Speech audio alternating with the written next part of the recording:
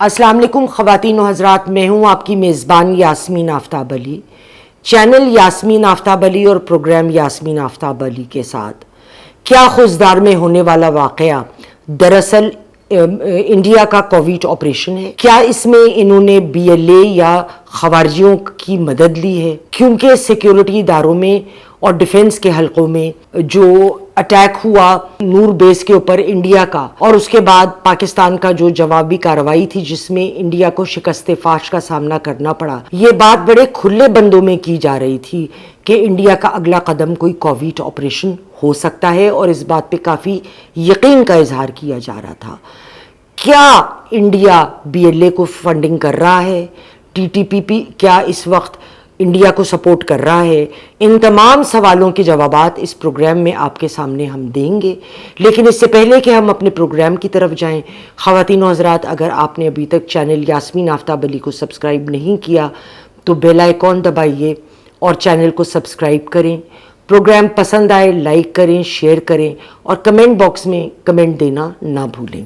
خواتین و حضرات، 22 مئی 2025 کو ایک سیوسائڈ بامبر نے ساؤتھ ویسٹ پنجاب میں ایک اسکول کی وین کو ٹارگٹ کیا، اسکول کی بس کو ٹارگٹ کیا۔ یہ بات بڑی اہم ہے کہ یہ جو بس جو ٹارگٹ کی گئی وہ صرف اور صرف آرمی پبلک اسکول کے بچوں کی ٹرانسپورٹ تھی، یعنی اگر دیکھا جائے تو یہ فوج کی فیملیز کو ٹارگٹ کیا گیا تھا۔ اس میں شروع میں جب خبریں آئیں تو 4 بچے اور 2 ایڈلٹس، جس میں بس کا ڈرائیور اور اس کا ہیلپر یعنی کنڈکٹر شامل تھے، ان کی خبر تھی۔ لیکن کل کی خبر آئی کہ ایک بچے نے اور زخموں کی تاب نہ لاتے ہوئے ہسپتال میں دم توڑ دیا۔ یہ حملہ خوزدار کے ڈسٹرکٹ بلوچستان میں پیش آیا۔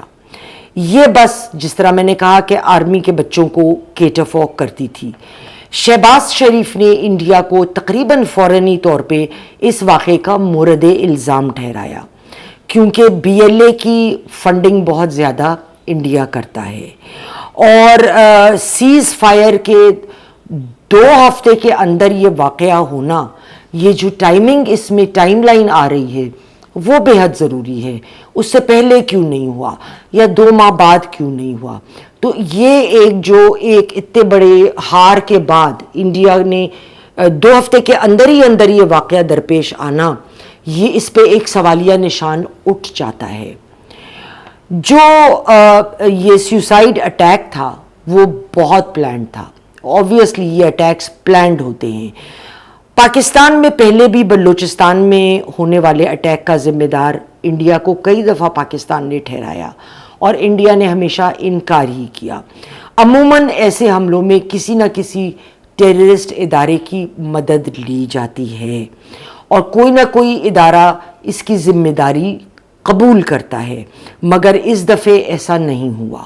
پاکستان میں یہ توقع کی جا رہی تھی کہ اس قسم کے واقعات زور پکڑیں گے جب انڈیا کو یہاں پہ پاکستان کی ایئر فورس کے ہاتھوں شکست کا سامنا کرنا پڑا۔ گلوبل ٹائمز کی رپورٹ کے مطابق دسمبر 2023 میں بی این اے کے ایک ٹیررسٹ نے سرنڈر کیا تھا پاکستان آرمی کو، اور انہوں نے یہ بیان دیا، اور یہ بیان ٹیلی ویژن پہ ٹیلی کاسٹ بھی ہوا تھا کہ انڈیا بی این اے کو بلوچستان میں سپورٹ کرتا ہے۔ 2022 میں ایک ہیلی کاپٹر بنگال زئی میں کریش کیا، اس میں 6 فوجی افسران شہید ہوئے، جن میں ایک جنرل بھی شامل تھے۔ بلوچ راج آوجوئی سنگار BRAS نے اس کی ذمہ داری اٹھائی تھی۔ اس سے پہلے اس ادارے کا نام کسی نے سنا بھی نہیں تھا۔ یہ مختلف چھوٹے جو یونٹس ہیں، یہ مین مدر یونٹ کے آف شوٹس ہیں عموماً، اور انہوں نے کہا کہ یہ حملہ انڈیا کے حکم پر کیا گیا تھا۔ 2016 میں ISI نے کلبھوشن یادیو کا ایک کنفیشنل ویڈیو ریلیز کیا تھا، جو انڈین نیوی کا ایک آفیسر تھا، ان کی انٹیلیجنس کا، اور پاکستان میں وہ انڈین ایجنسی کے لیے انفارمیشن کلیکٹ کرتا تھا، اور اس کا جو کوڈ نیم تھا وہ حسین مبارک پٹیل تھا. اس کے علاوہ بے حساب شواہد موجود ہیں، وہ تو اس کے اوپر پتہ نہیں بیسیوں پروگرام بن جائیں اگر میں مختلف شواہد کے اوپر بات کرنے لگوں. مگر اس واقعے میں ہم خوارجیوں کا بھی رول اگنور نہیں کر سکتے. جب انڈیا نے پاکستان پہ حملہ کیا تو یہ انٹرنیشنل اخبارات کی رپورٹ تھی کہ خوارجیوں نے آگے بڑھ چڑھ کر انڈیا کو سپورٹ کیا کہ انہوں نے یہ حملہ کیا ہے. انہوں نے بے حد خوشی کا اس معاملے میں اظہار کیا تھا، اور اس کے بعد انہوں نے کہا تھا کہ ہم اس معاملے میں انڈیا کے ساتھ ہیں. تو کیا جو انڈیا ہے اس نے خوارجیوں کو استعمال کیا اس حملے میں یا BLA کو؟ جب سیوسائیڈ اٹیک ہوتا ہے تو بعض اوقات یہ ڈٹرمن کرنا نیکسٹ ٹو امپاسبل ہو جاتا ہے کہ ایکچول اٹیکرز جو ہیں وہ کون ہیں.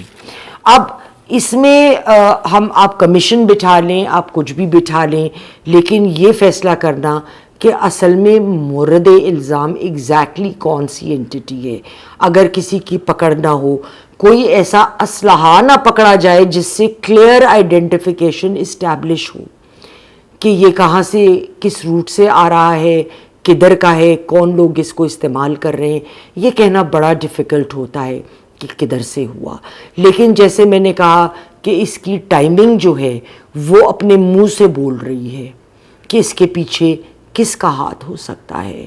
اس کا صرف ایک حل جو ہم کر سکتے ہیں وہ بھی مکمل نہیں کر سکتے، کیونکہ کس وقت، کس پل، کس جگہ اٹیک ہو، لمحے لمحے، چپا چپا پوری سرزمین کی زمین کو آپ کور کر نہیں سکتے. لیکن اس میں ہماری انٹیلیجنس گیدرنگ بہت زیادہ اسٹرانگ ہونی چاہیے.